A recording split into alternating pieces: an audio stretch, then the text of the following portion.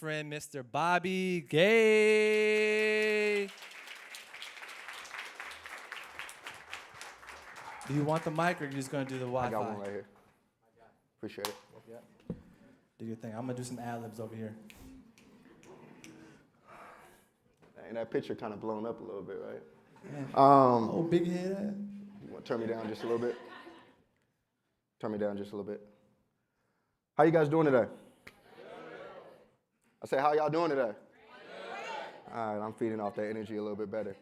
All right, so as Johnny mentioned, he was out in San Francisco last week, and we sat down and kind of had a few conversations. And when he sat down and invited me out here, but secondly, I was thinking about what I was going to talk about. And I was running through a couple questions in my head, and the question that kind of kept ringing on me was, how do you want to be remembered? And so when I was thinking about that question and kind of answering it for myself, I thought I would like project it on y'all and kind of ask you guys how you want to be remembered. And so in order for me to answer that question, I think it would be important for me to give you a little taste of what my background was. So as Johnny mentioned, I'm a University of Kansas graduate. I was born in Detroit, Michigan, raised in Kansas City. Grew up with 3 beautiful sisters, 2 loving parents who've been married for 35 years. 35, so let's get a little clap for that. And, you know, there's a saying that when kids are born, there's kind of a break-off of each of their parents' personalities. And so most would probably tell you I got a little bit of my dad's personality of, you know, business acumen, a little bit of personality. He's kind of a fly guy, right? But he worked at Chrysler for about 30 years. He was a zone manager of financing for the auto dealerships position, so he worked on a lot of their, financing, getting the cars onto the fleet. And my mom was an educator, 25 years. So she taught grades 1 through 5. And so there was something about my mom that I think is embedded in me, and that was her heart. And so whether it was I needed a couple dollars because I was going to bowl or going to the movies with my friends, and I asked Dad, he always said no, finance, right? Or it was offering me that love and support, let me know I can do anything I put my mind to. She was kind of always there. She was always that bridge, always that connection, always that helping hand, letting me know that she was there and that I was capable. And so when I think about those traits, I also think about some opportunities where I got to kind of live those through when I grew up. And so maybe it was my time at the University of Kansas where I saw an issue of not seeing us on campus. So I was in a fraternity. I was looking for some folks to kind of join the fraternity and be able to kind of get some of these experiences and enrichments, but I didn't see anybody there to pull from. So I reached out to chancellors and deans across the university, and I said, hey, we got a problem. And so I came up with a bridge program to help improve the retention rate for black males on our campus. Or maybe it was my time when I was at Madison Square Garden interning, and we were tasked with pitching an initiative to drive internal culture higher. And so me and my team pitched a couple ideas, and we won first place. Damon John presented us a check, and we got to see that through, and I got to witness it at Madison Square Garden. It's living there right now, the ideas I came up with. Or maybe it was my time when I was at Amazon. I was 6 weeks in. I got an email in my inbox because there wasn't really much for me to do at this point. And I got an email saying, there's an opportunity for you to raise the bar and improve the stakes here at Amazon and help us get more diverse hires and retain more diverse employees at the company. So I pitched an idea with a group of folks to improve the pipeline and retention for our minority hires. And so when I think about what my mom was to me was being that bridge and that helping hand and looking to connect and offer assistance, I see a lot of that in what I was doing during my college years, during my internships and my short career. And so when I think about those incidences, and whether it's me doing that on those fronts or it's my sports marketing and media company that I started about 3.5 years ago tasked with connecting sports and tech and business together to impact culture. I see my mom written all in that. And then, my dad's got the business part. And so when I think about that, I'd be remiss if I didn't pay respect to the privilege I had growing up.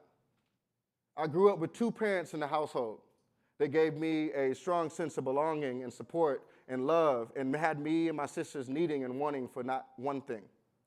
We went to some of the best schools. We had some of the best experiences. And I was able to be enriched and be touched with these experiences to get who I am today. And so when I think about these experiences, I thought about all the lifting as I was climbing into my career, into my adulthood. I see my mom imprinted all in me. I see my dad imprinted all in me. And now I'm thinking about what does representation look like. And so at my company, we started a series called Kicking Game, where we wanted to highlight what underrepresented spaces look like for people like us that are in those spaces. And so the first episode was tasked at bringing some of your best project managers and software designers from Snapchat and Bird and WeWork to have a conversation about what diversity looks like and how we impact spaces and how, well, we run culture.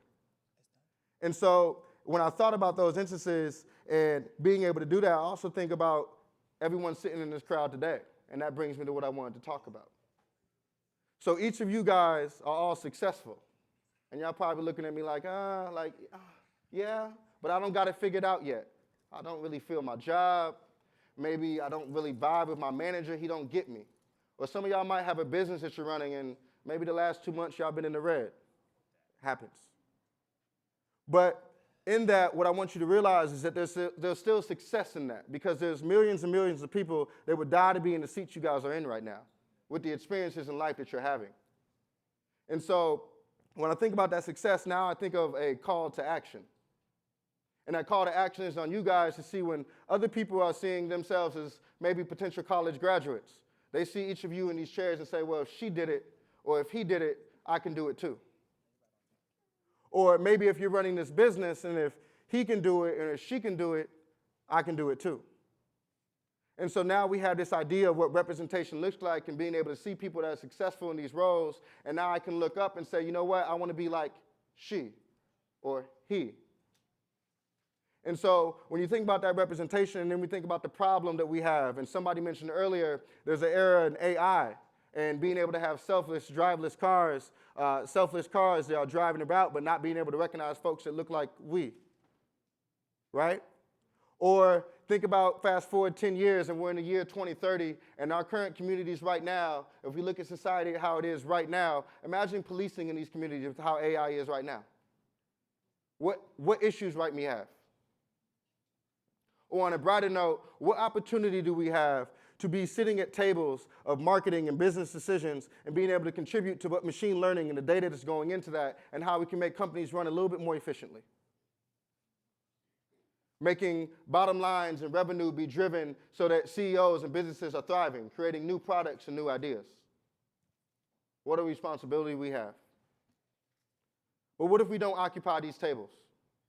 What if we never give ourselves a chance to sit down and have an opportunity to make this impact because we feel like we're not successful enough or we're not giving enough representation of what this space looks like to be able to lift as we climb? So if I look back at all the spaces that I've occupied, I have always left my mark on those spaces. And I've lifted, and I've climbed, and I've lifted, and I've climbed.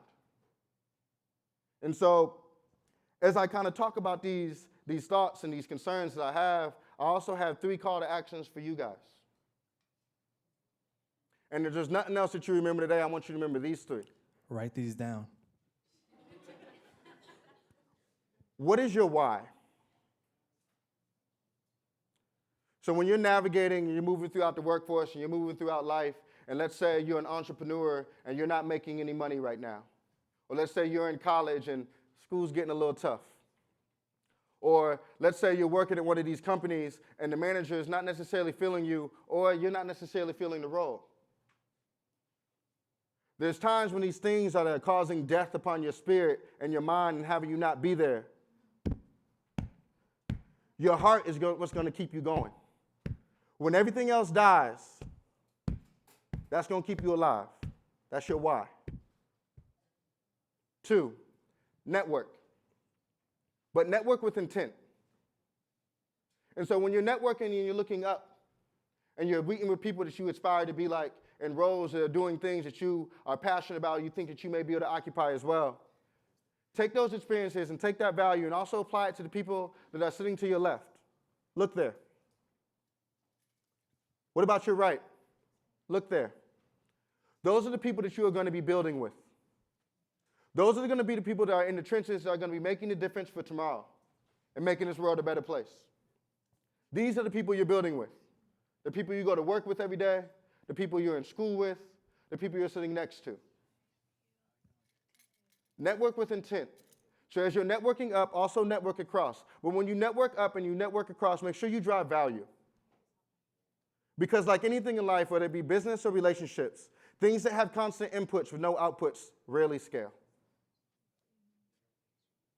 So network with intent. 3, you can't be what you don't see. And so what I mean by that is life is, to me, kind of all about setting goals. And so, when I grew up, I had, these experiences. I played baseball growing up. I said I played, I did not excel. But what I learned about playing was life is kind of like base hits. And each time you have a base hit, there's a new opportunity for you to become a new person. And so I want y'all to imagine for a little bit, and I want you to walk through this with me. So we throw this ball up. I'm probably going to miss the first one, but we swing, and there's the second one. And when I'm on first base, I'm 15, 16 years old. I just got my license. My parents either let me drive their car or they got one for me.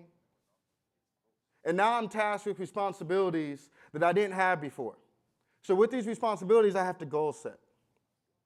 So now I might have to have a job so I can put money into the gas tank and pay for the insurance or the car. Or I might have to keep my grades up or keep my room clean and do chores around the house to make sure my parents don't take the keys away. So my goals now are being responsible and being diligent in everything that I'm tasked to do. Throw the ball up. We're on second base now. Now we're in college. 18, 19 years old. We fresh on campus. Who fresh in my ears? So now we're sitting here and we have no parent direction and we have no guidance telling us what to do and not to do, and it's our time. They can't tell you nothing. And so now when you're navigating this campus and you and your friends are going out on this Tuesday because, well, let's back that up. Let's think about not going to class on Wednesday because we want to go out on Tuesday because Drake said that's when it goes up. And so now we're going out on Tuesday and we skip class on Wednesday, and that's okay because I skipped a couple too. But when I skipped these classes, what I always kept in mind is I knew I had to graduate. So the goal when I was graduating was making sure I was accomplishing everything I needed to do in these classes. Passing my test, submitting my papers, being involved and showing up for group projects. And so my goals were to graduate so I could get to adulthood.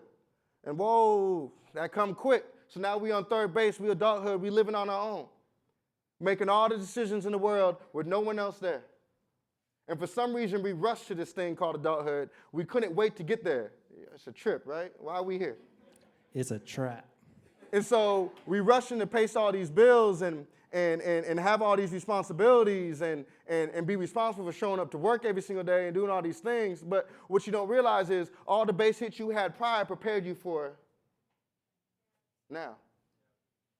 And so that first base and you learning responsibilities to pay for your car and put the insurance on and making sure your chores and everything was good prepared you for who you were in college when you wanted to skip classes a couple times, but you still had to study for your test and still had to turn in your papers, which then prepared you for what adult was going to be. When the manager, the boss, or the business don't really give a rap about anything that you got going on, I need you to drive my bottom line. And so now you're tasked with this responsibility. But the beauty about life is it's full of base hits. And every single time you have a base hit, there's a new opportunity for you to become a new person. There's a new you. There's a new milestone. And so as you're reaching these new levels, you also have to set new goals because it's calling you to be a different person. So life is full of these base hits, but once you round third base and now you're getting to home, the beauty is you get to do them over and over and over and over again. As long as you don't do things that are detrimental to you, as long as you don't break the law, as long as you make the right choices, you don't get the outs, because when you get those 3 outs, your time is done. There are no more second chances. Life does not offer those too many times. Don't get 3 outs. So know your why. Network with intent. And then drive value. And know who you want to be and see it and set those goals. And if there's one last thing I can leave you with, and I thank you guys for sitting out here listening to what I had to say today. And I appreciate Johnny inviting me to come here to be able to share this story because he felt like I had something to say. Your story is still being written. Some of you guys may be on page 1. Others may be on 2 or 3. I think my man right here might be on 10. But the beauty about life is it's full of opportunity to continue to narrate and craft your story. So as you're turning this page and you're writing the story just how you want it to be, and the ink is drying as you're turning the page and you're turning the page, how do you want your story to be told? When that ink dries and it's tattooed there and somebody is narrating your story and you're no longer here, how do you want it to be told? And I want you guys to think about that question that I opened up with. How do you want to be remembered? Thank you. Woo!